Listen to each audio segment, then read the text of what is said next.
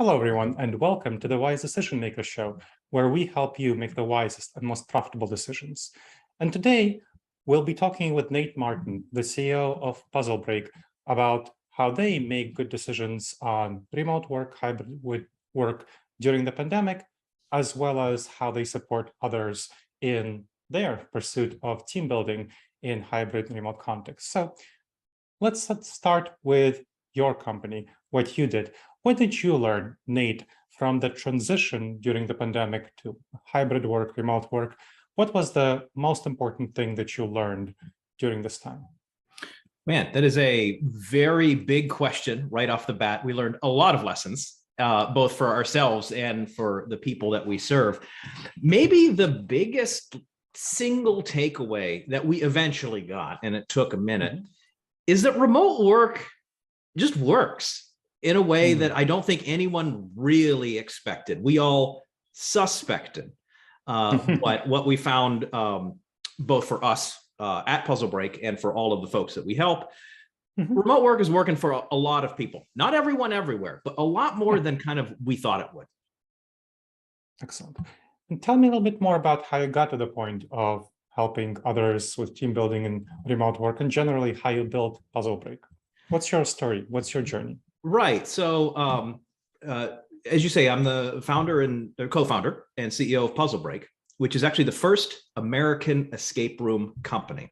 And for those of you who do not know, increasingly most people know, but escape rooms, you are usually in an enclosed space with your team, and you have to work together to find clues, solve puzzles, overcome an objective using your brains and teamwork to escape the room. So we brought that to America in 2013. And almost immediately, we saw a great deal of unexpected traction for team building and B2B audiences. We made it something fun. I come from video games, I come from software. It's like, this would be a fun thing to do with your friends, but it is a really, really powerful team building tool to kind of force people to work as a team on something fun. And that's balanced in a number of different ways. So then we develop more kind of B2B content, more team building stuff. We develop portable team building solutions. We'd go to meetings and offsites and all this. Then the pandemic happens. Yeah. And that hit us and everyone on our field, both escape rooms and in-person team building, devastatingly hard, as you might imagine. But because we design experiences kind of is our business, we very quickly made a pivot to virtual. And so we rolled out, the global lockdowns really started to happen in March of 2020. In April, just 1 month later, we rolled out our first virtual team building experience for remote audiences. At that time in lockdown, we still do this a great deal to this day, using the general principles that we had found kind of delivering this with in-person kind of puzzle challenge escape room experiences. It was a huge hit. Everyone in the world needed it. And here we are today. And it's been a wild ride. Excellent. So tell me, if I was inside your remote experience, what would it look like?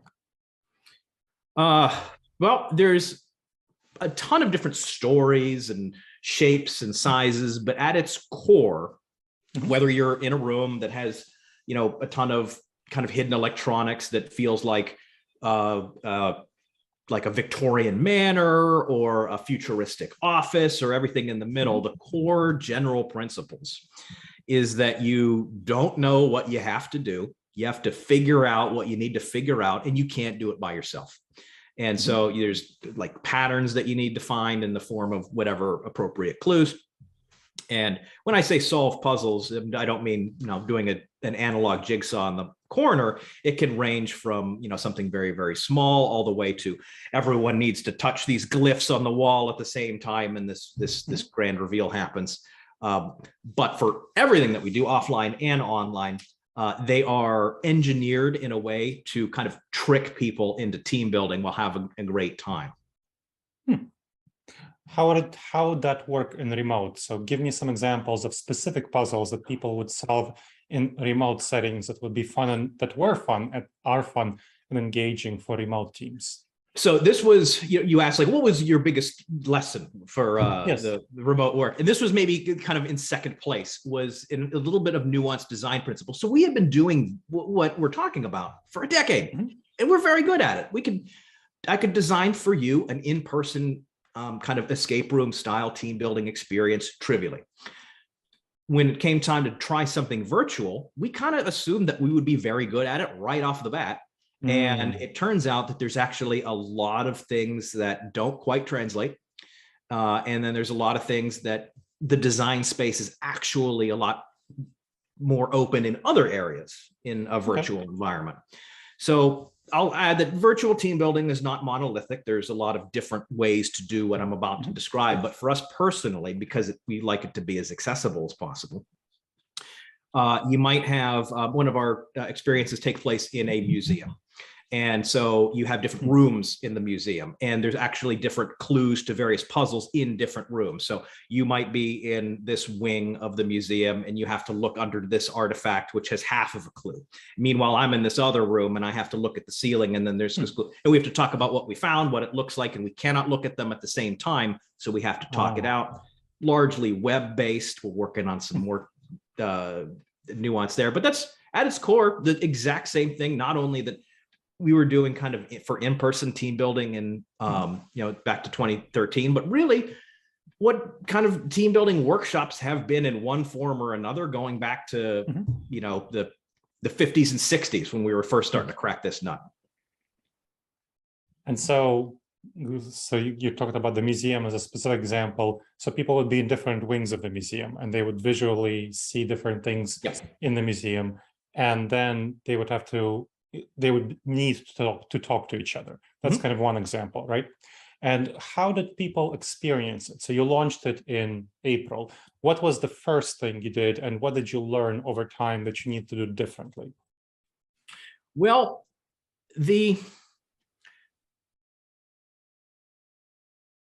it's a very good question. There's an element of, we were talking about it already, kind of open communication. Now, I'll add that not every team building exercise needs to have this exact flavor of kind of communication. There's a lot of different ways to do this. But what we found in our initial design, the very first one that we did, I should say the very first version of the very first one we did, we fixed this rapidly. We would encounter groups of silent people hunched over their desks writing, and just then going, and in this museum example, this is not the exact game we were doing, they would write down what they saw in museum room number 1, and then quietly, without saying anything out loud, and then they would go into the other museum room and write it down and kind of quietly solve it. And so we had 6 people working on a fun game independently of one another, which defeats the whole purpose. Of course. And so there was a lot of kind of restrictions that we had to impose, which naturally exist in a physical space that people can defeat if they are in a virtual space. So we had to really build some serious barriers to force people to collaborate. I like that. So you had to actually get people to collaborate, because one of the things that I see when I do team building exercises is that there's this awkwardness. I think there is more awkwardness in the remote space than there is an in-person space. In-person, people can read each other's body language. They can engage with each other. It feels more connecting. So when we look at why people are more connected in in-person spaces, we are wired to be tribal. Kind of that's our evolutionary psychology background, and our intuitions. This applies, frankly, even if we know each other, like we're best friends and we're doing this and we just want to beat the clock, it'd be very easy to just be quiet and not engage with each other, let alone if it's a group of 5 people on 5 different teams and we have never been introduced until the beginning of this game. Yeah, it's a very natural thing to try and avoid. Yeah, because it feels harder online in a way that it wouldn't in person. We're wired to engage with each other in person in a way that we're not online. So you have to overcome more of an initial initiation barrier to get people engaged with each other, to see the value of them engaging with each other. So that's what and deliver rewards. This is something that I, because we're at its core, we're gamified experience. We can interject little endorphin hits whenever teamwork is experienced or delivered in ways that's super duper fun. Okay, tell me a little bit more about that. How do you deliver It's those not super fixes? complicated. Just, the ding of a noise. If you have to, like, there's either a physical crate in a room or a digital door you have to open. Whenever you open it, you just add a little fanfare, a little delay, a little, like we did it, some confetti on the screen. It doesn't have to be overly complicated, but whenever you see that, and like you and I, we made that happen, it feels really good, and we want to do it again. Excellent. So what has been the consequence for people of participating in the virtual puzzle room experience?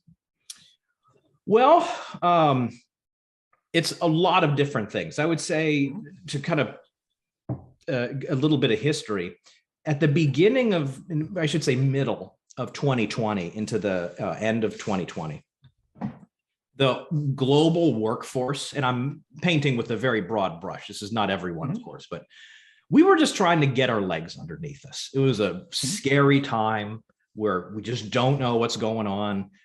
We're disconnected, not just from our coworkers, but from the world. So it's such a, like, at that beginning, when we're delivering these virtual team building experiences, we were so excited about, like, oh, we got these measurable, quantifiable analytics and performance development and stuff, and nobody cared. They just wanted, I just need to keep my team together. I want to make sure that everyone's sane and having a nice time and they feel invested in. Then over time, through today and continuing, like, we're not in, meaningfully in most of the world, any kind of serious lockdown situation. We just have employers that are increasingly going remote for a myriad of reasons. Yeah. And we have teams that are, some hybrid, some they're even mostly in person, and we do virtual for in-person team. That's just an easy thing to do at your desk. And then we get a little bit into more of, like, the measurable, quantifiable stuff. And we approach this in a couple of different ways. We don't have anything super duper peer reviewed that rises to the level of, I'm going to swear to this in front of a bunch of professors. But we do things like we just do a pregame discussion about anticipated performance, and we see things like, to get to your actual question, people have very unexpected outcomes a lot of the time. We have people routinely that think that they're going to be great as a team and as individuals, and they're not. And then we have folks that have no confidence in themselves and their teams, and they really feel bad at the beginning experience, and they absolutely kill it. And we focus on why their expectations were met or were not met. But I'd say one of the biggest takeaways that we see is how folks really don't know how they're going to do.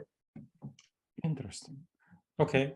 And what kind of predictors have you figured out for why teams will work out well versus not? This is a great question. And I would say, honestly, I touched on this a moment ago, confidence or overconfidence is a big killer. This is true of life. If you just go and think, like, I'm going to be great at this thing, and then you hit the first wall, we typically, in those situations, no matter who you are, no matter what your background is, if you hit a wall with a lot of overconfidence, it's a lot harder to kind of take a step back and struggle.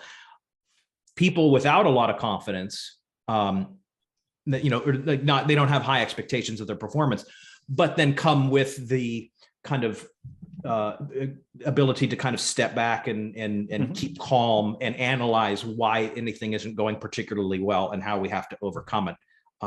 People with that attitude, they'll overperform every time.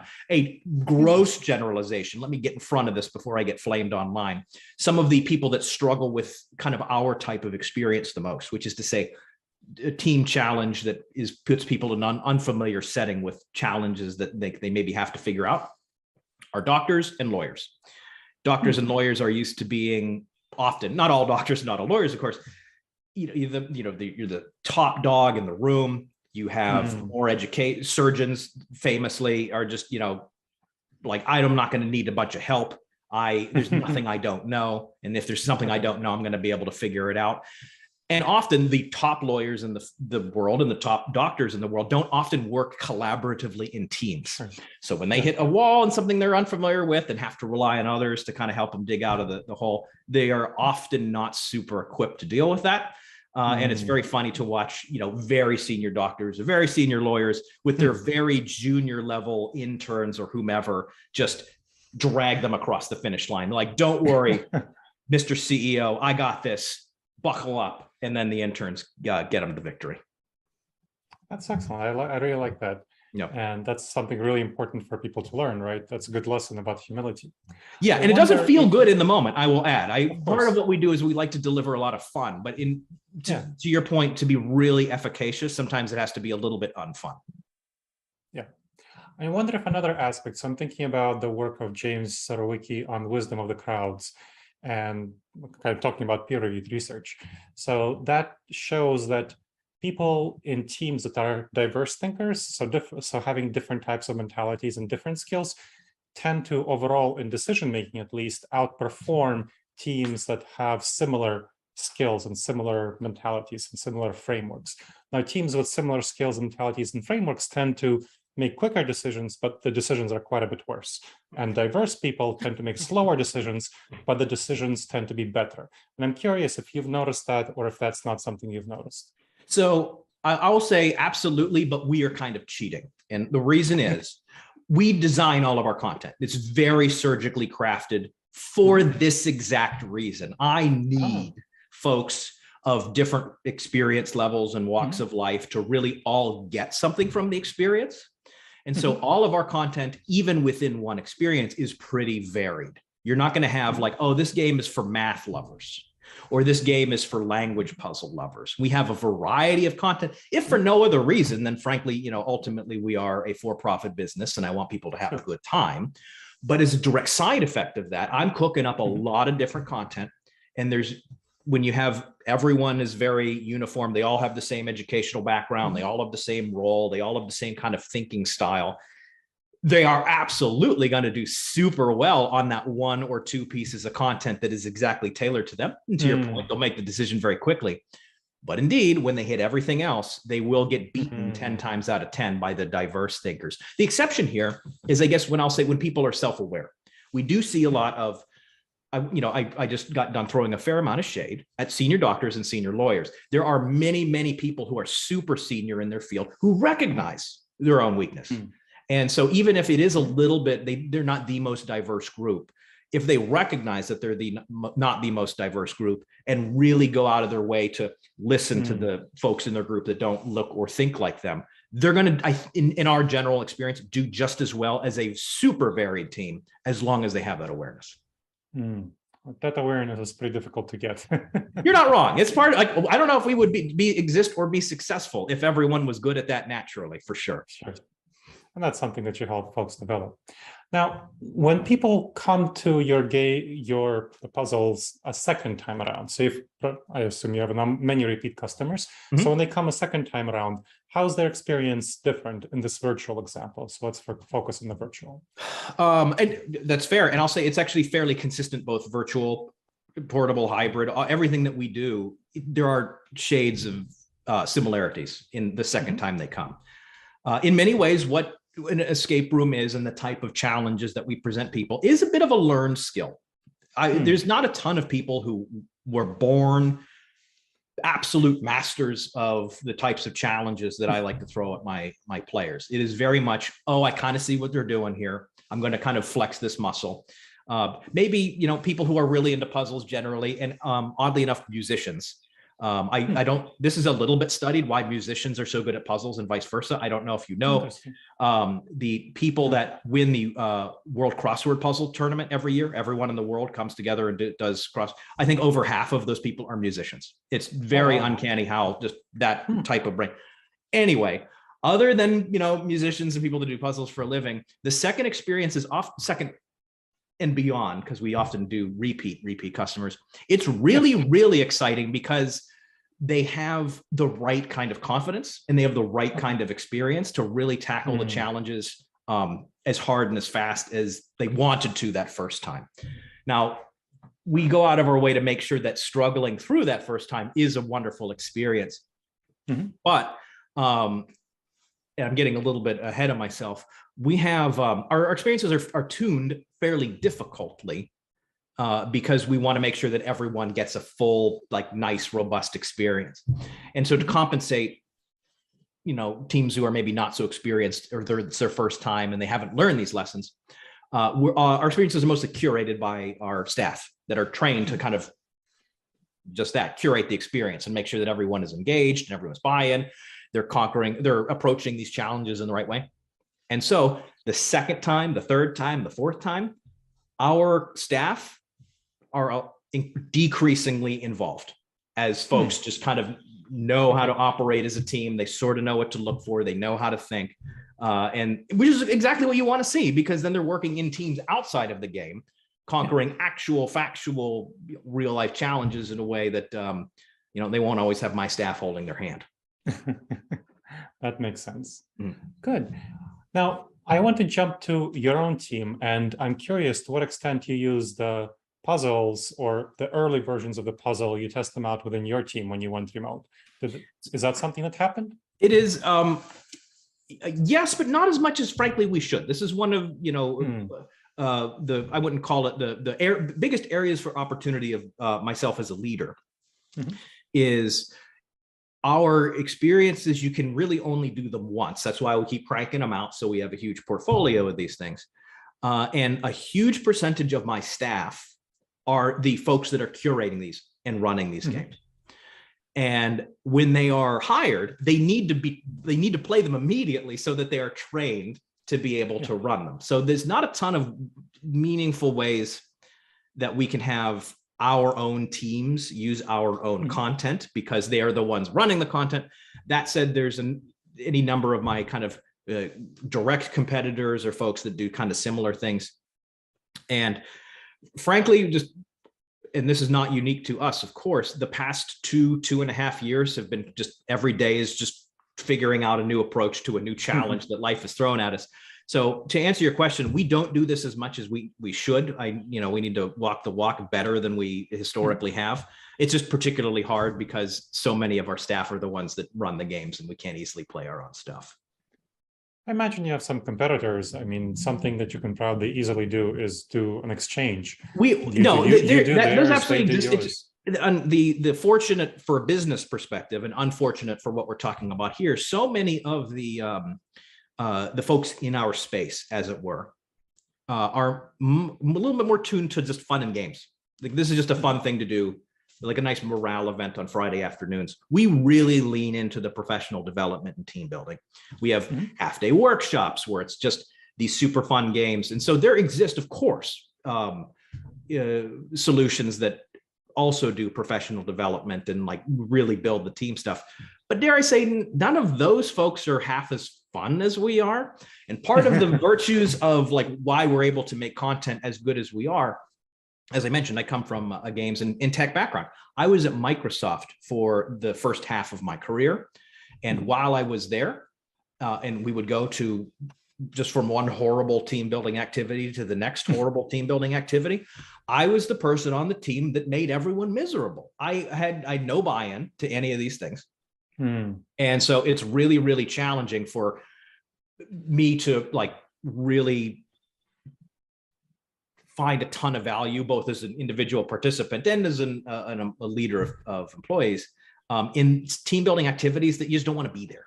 So that's a big part of it, and it makes it a little bit challenging. That said, we can do better. We can always do better for sure. Okay, so let's expand a little bit more on your own team. So you said you found out that remote works, and remote works for your customers. Now, what does it mean to have remote work for you, for your team? So our business is weirder than most, and so we have in-person traditional, insofar as we basically invented them over here, escape rooms in our Seattle headquarters, and the folks that greet people at the door and get people to the lobby. There's no doing that remotely. So we have that line of businesses with mostly in person, and same thing for when we do portable team building and we go to corporate events. We're physically sending people there. But when folks are not actually running experiences for guests, so I'm talking about all my designers or all my operations folks, when they're not actually actively running stuff, it's just this. It's just we're over video chat. I was a huge remote fan before the pandemic happened. Then the pandemic happened, and when we were forced to do it, it was a very seamless thing for the most part, certainly for our virtual staff. We like to, as I say, we're a Washington State business. A lot of our employees are Washington State. We like to keep it local, but we have lots of staff that I've never seen in person, and they've worked for us for years. Just work on the other side of the country, and it works out well. And part of why I'm super duper comfortable with that is not just the nature of the work, but is I imagine you're maybe familiar. There's a professor at Harvard Business School. His name is Raj Chowdhury. Do you know?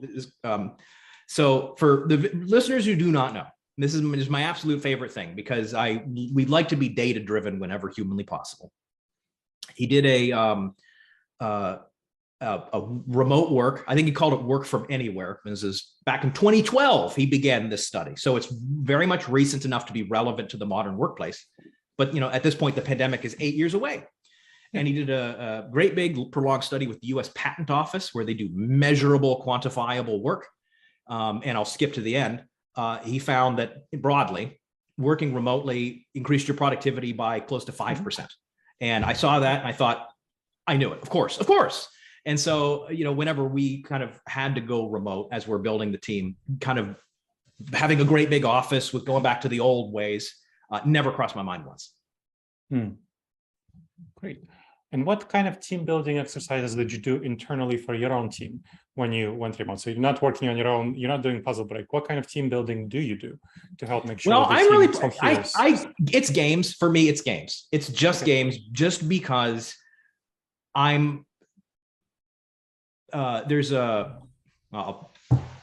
terms for this in every industry. Whether you're making widgets that somebody's going to use in the kitchen, or team building that somebody's going to make for anybody, that you have to design for kind of the least accessible, most difficult kind of person. And I'm that person. And so whenever it comes to team building, the thing what is worse than no team building at all is bad or unfun team building. So anything that's games. I love escape rooms in person. As I say, most of us are Washington based, and we're no longer in lockdown. So something that we're very interested in getting going more of are just doing in-person escape rooms with the team. There is no better team building in the world. Obviously, I am super biased, but it's just a super duper fun thing that tricks us as employees, just getting dogs their medicine inside of some delicious cheese. I love getting team building wrapped up in some awesome fun activity that at the end you had a great time, and just you wake up and you happen to have some amazing team building. So escape rooms are a big part of that. Other games as well. Things like laser tag, they're super duper fun. I don't think that there's a Raj Chowdhury report somewhere that analyzes the team building efficacy of laser tag. But when it's fun and it's legitimately fun and people want to be there, that's the best team building for me and for us. Excellent. Is there anything else about team building that I haven't asked you that you would like to share about? We danced around this, and I just kind of hit this at home, is generally speaking, something fun is better than something unfun that is sciencey. So there's any number of team building out there that's like, we got this system and with this color is your personality, and we get together and we do this activity that is deeply unfun. Or we have an activity that is, forget the science, forget the deliverables, forget the whatever, but you're going to work together as a team to conquer some objective, either mentally or physically or whatever. That's what I generally like. And anecdotally, at least, that's what works the best for everyone that we meet. Excellent. And can you let folks know where they can go to learn more about Puzzle Break? Of course. Our website is puzzlebreak.us. And all of our services there, ranging from our in-person escape rooms in Seattle for friends or coworkers, and our portable team building that we take to places. We didn't get too much into hybrid, but we also have, the hybrid team building. We'll come to your event and do, some people there, some people working remotely, all the way through virtual team building and our suite of games and workshops that are whole half-day things. All of that at puzzlebreak.us, and we hope you guys reach out. Excellent. Thank you very much, Nate. And thank you very much to our viewers and listeners for checking out the Wise Decision Maker Show. Yeah, thanks for hanging out with us today. Yeah, and please make sure to leave a review wherever you check this out, on Apple, iTunes, and Amazon, YouTube. Subscribe, and make sure that you listen to the show, as I hope to see you on the next episode of the Wise Decision Maker Show. But in the meantime, the wisest and most profitable decisions to you, my friends.